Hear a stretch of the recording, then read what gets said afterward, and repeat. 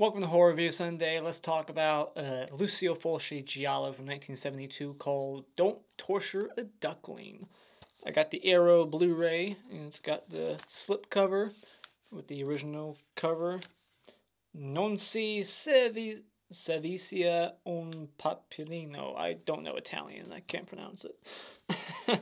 So, that's the original title. Now, Don't Torture a Duckling. I like that title because I just like the reaction I get from people when I bring it up and they've never heard of it.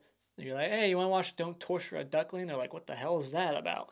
Don't Torture Ducklings? Is there a bunch of ducks getting tortured or something? It's an odd title, and that's why I like it. So this movie is about, it's a giallo, so it's a murder mystery. We got these kids getting killed, so I'm on board, and we got to figure out who's doing it. There's a police investigation. You got a journalist. You got this woman who's really weird around children, and a priest, and these bad boys getting picked off, and there's a murder mystery, and that's what it's all about. So it's a murder mystery, and there's a voodoo lady that lives up on the mountain who's got these bones of a dead baby up there. It's her dead child, and there's all kinds of weird stuff going on. And this is one of my favorite giallos, and one of my favorite Fulci films. If not, it's my favorite Fulci film. I go back and forth between this one and City of Living Dead and Beyond, because those have a lot of gore, and I'm a gore hound. I love practical effects, and you do get some of those good Lucio Fulci effects in here, just not a whole lot.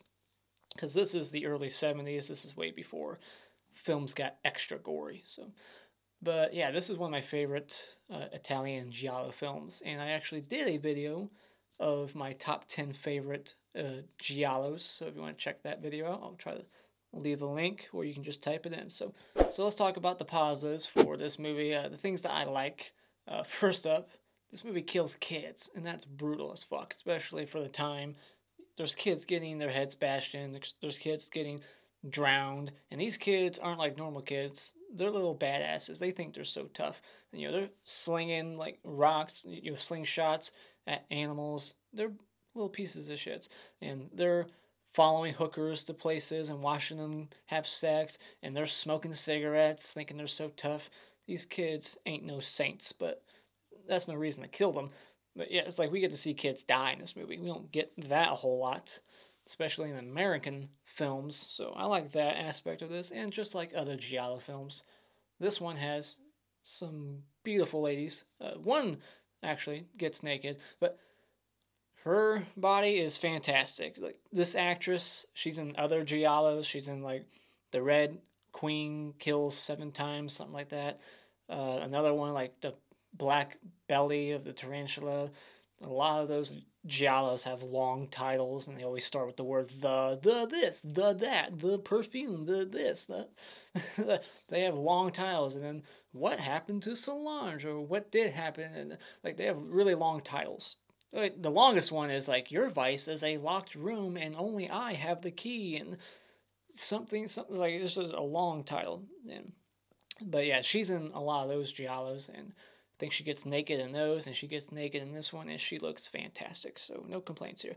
And the cinematography is pretty good. There's a lot of good shots in here. There's even a lot of like, those De Palma type shots. They're called like split diopter shots, where you got like focus on the background and a focus on the foreground at the same time. A lot of those, Fulci never usually did that, especially in his other films.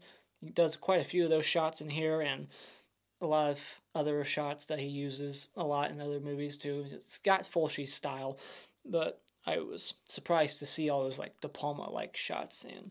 But yeah, it's a very well shot movie, and the mystery is decent. I did predict who the killer was. This was my third viewing, by the way. I did predict who the killer was on my first watch, but they give you a few red herrings. You got this mother of this, dumb kid that they keep saying is retarded. This movie's not PC. They're like, she's not dumb, she's retarded. So they use that word in this movie, and it just cracked me up because you don't hear it no more. But you got, this mother of this, slow girl, and then you got the priest, and then you got this rich lady who just moved into town, and this person who's a peeping Tom. You get a few red herrings, but I predicted who the killer was pretty quick. And then there's like one cop character in the movie who was kind of witty, so I liked his character and his dialogue, and the pacing was pretty good. Like, I don't know, like, I feel like maybe this movie would be slow to some, but because I was into it this time, I didn't think it was that slow. Like on my second viewing, I thought it was a little slower, but on this one, I was way more like paying attention. I had my phone away, and it seemed like the story was flowing at a nice, even pace. So it's not fast or anything, but it paces more like an older film. But it wasn't that slow to me. The mystery was engaging enough, and I felt like the writing was smart, and I like the ending. It's the most memorable thing about this movie is the ending, like what happens to the killer. It's ridiculous how like that's Fulci. That is Fulci right there. It's practical effects, unrealistic, and I just can't wait to talk about it further later on. So let's get into my mixed thought on this movie, and that is the score. Usually I like Fulci's score. He uses the same composer for a lot of his movies. A different one for this one. I think the composer for this one did, what's it called? Cannibal Holocaust.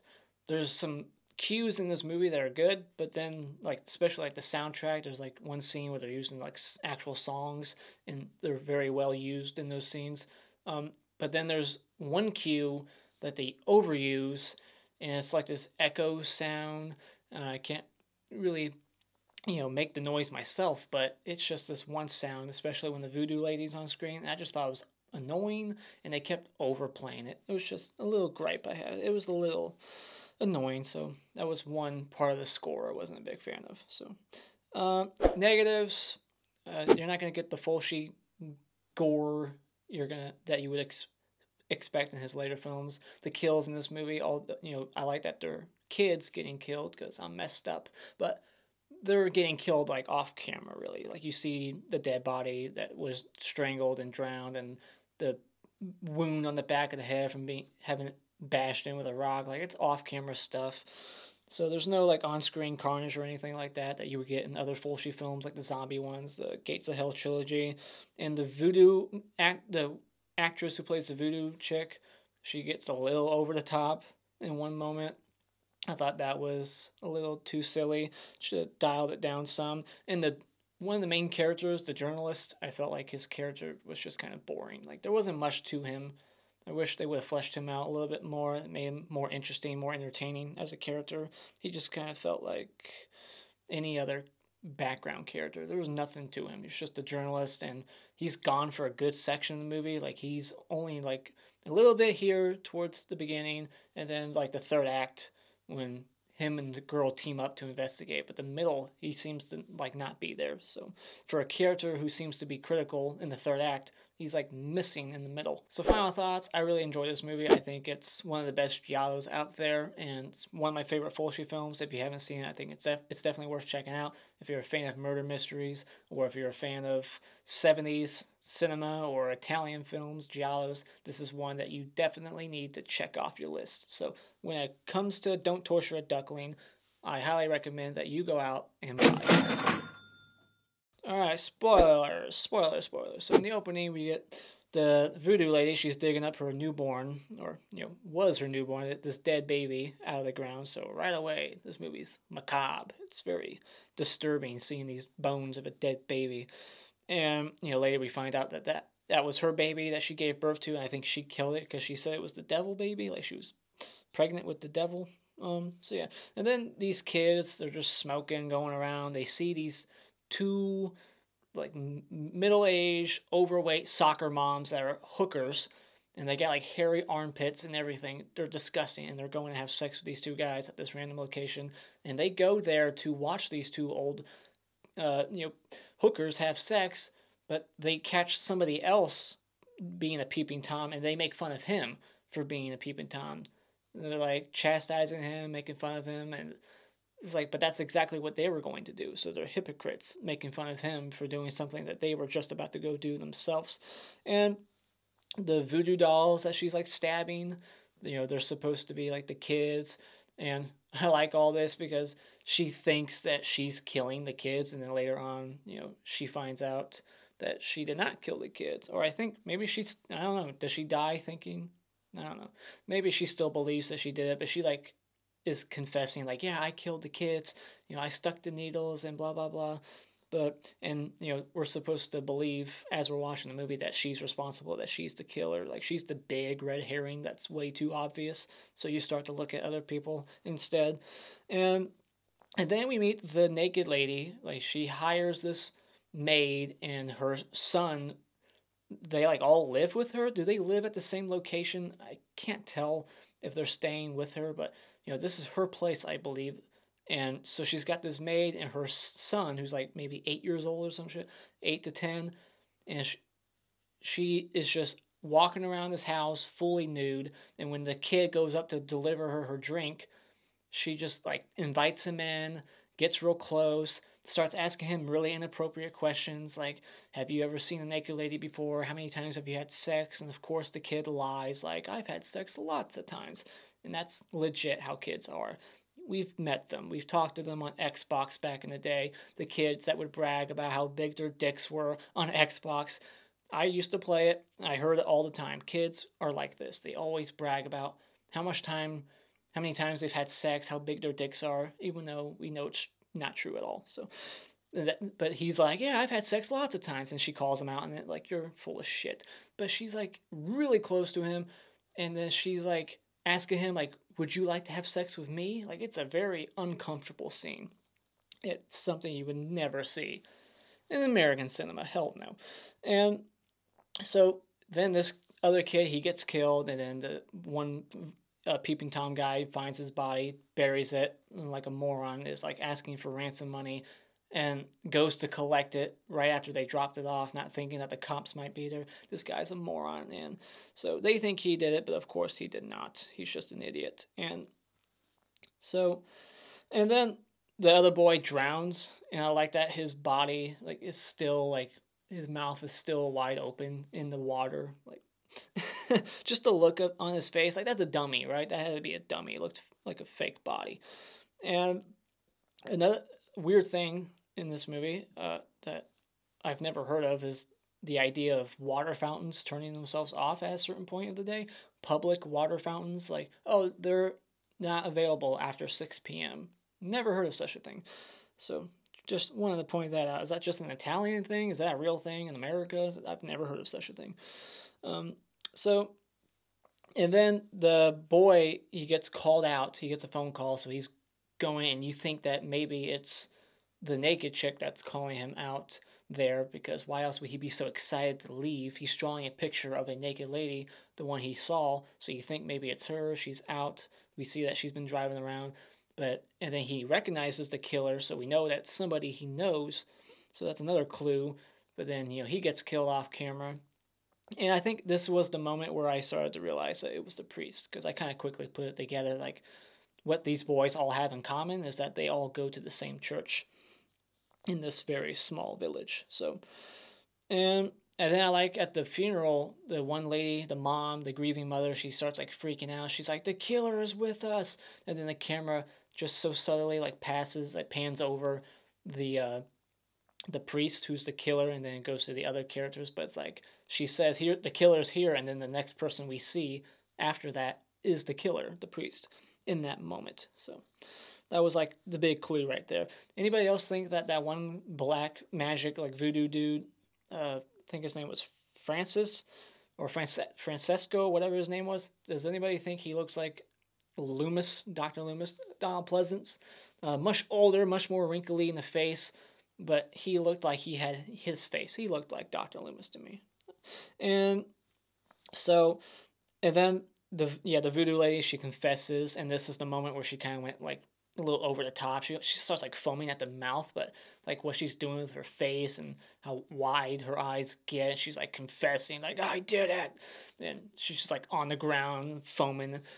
She got a little crazy there. And then we get like mob justice. She goes back to her home on the hill, and she gets confronted by the grieving parents, and they got like these chains. They shut the gate on her hand, and that looked pretty gnarly, the bloody knuckles she had. And then I like that the music changes. It goes from like this upbeat song that's playing on the car radio as they're like beating her to death to like a sad song. It's very somber, slower than the other song, and just the way it played over this scene was just a really, really nice like juxtaposition, and just such an effective scene. And And then we meet the Down syndrome girl, whatever she has, I don't know, but they just keep calling her retarded. This one girl's like, is she dumb or something? The guy's like, no, she's not dumb, she's retarded. And then for some reason the girl's like hell bent on giving her a gift. She's like, your dolly's head's missing. I'm gonna go get you a new one. But she's like forcing her, like, let me get you a damn doll. It's like, why is it that important? Like, she was insisting that she gets her a new doll.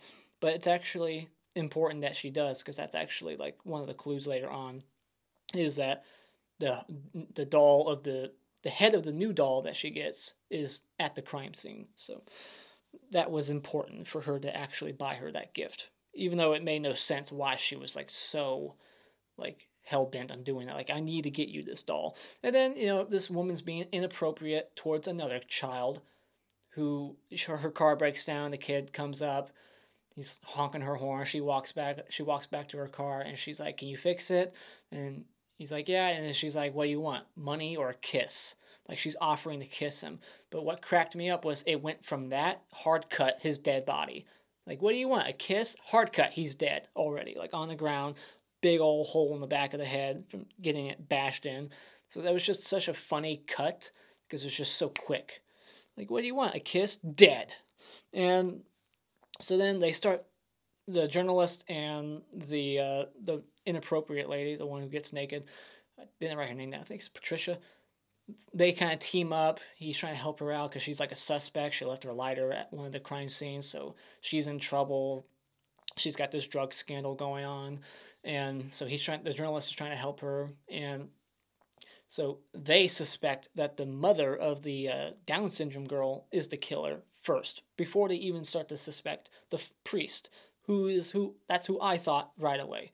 So it's like, really, the mom? You wouldn't think it's this guy? Like, that's who I would focus on first. I don't know why they were like, it's the mom, it has to be. It's like, no, maybe it's the son. Have you thought about that? But yeah, I like the explanation about why the doll's head was missing. Like, she was looking out the window, or she was always in close proximity to the crime scenes. She saw her older brother strangling these kids, so she kind of imitated that on her dolls, and that's why the dolls' heads kept popping off. She was like squeezing the dolls too hard, and the heads popped off. So I thought that was a neat little explanation. It made sense. So all right, and then the priest goes to kill his retarded sister because of that. Like, he finds out that she witnessed his crimes, and he wants to kill her because now she's not pure. Like, he needs to save her soul. Like, he gives his explanation not to the characters but to the audience through like his thoughts. Like, we hear his thoughts, and I thought that was an interesting way to give exposition, because usually in these giallos, when you get to the end, the way the motivation is given is usually like a police officer after the fact is like, all right, or a psychiatrist. Like at the end of Psycho, they always like give the whole speech, or the killer will give the speech out loud to the other characters. Or in one movie, they just start talking out loud to nobody. Like, it's like, who are you talking to? But in this movie, it's like in his head. Like, he's talking like in his head as he's carrying the girl. Like, I'm going to cleanse your soul. I'm going to save you. I need to kill you now before you become like impure and become a sinner, blah, blah, blah. I need to save you so you can go to heaven just like all the other boys. He's given the explanation in his head. So that was an interesting way to do it. But then we get this Italian fight scene, and what I mean by that is that they just slap the shit out of each other. There's so much slapping in Italian films, in these giallos, some more than others, but holy shit, like here, instead of like punching, they just keep going slap, slap, slap. And then he pushes the priest off the hill, and it's a dummy. Even in shots where it didn't need to be a dummy, it's just a dummy going down and hitting every rock on the way down. Just like falling unnaturally, just like the way it looks. It's such a fake looking dummy, but every time the face makes contact with the side of the mountain, it explodes, like sparks. Like, you see, I swear to God, I saw sparks come off this guy's face as chunks and chunks of his face went shooting off his face. It's ridiculous. It was laugh-inducing. I was laughing my ass off at that scene, especially the first time. But even on the third watch, I was cracking up because it's ridiculous. So yeah, and then like in the movie, it's just in roll credits right there. Just as soon as the body hits the ground, roll credits as you're laughing your ass off at the ridiculous dummy that fell all the way down. It was just ridiculous. So yeah, that's the end of the movie. Those are my thoughts. What did you guys think about this movie? Let me know in the comments below. And as always, if you like what you've seen here, you can hit this like button and become a subscriber today just by clicking on my cartoon face in about 5 seconds. And until next time, just remember, it's an opinion. You don't need to get butthurt about it.